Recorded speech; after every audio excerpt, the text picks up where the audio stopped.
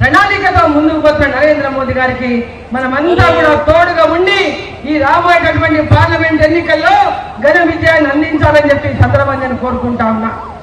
ఈరోజు బీఆర్ఎస్ పార్టీకి ఓటేసినా, కాంగ్రెస్ పార్టీకి ఓటేసినా అది మురికి కాలువలో వేసినట్లే, మురికి కాలువలో వేసినట్లే.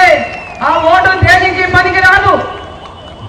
నరేంద్ర మోదీ గారు ప్రధానమంత్రి అయ్యేది 100-200% ఖాయం.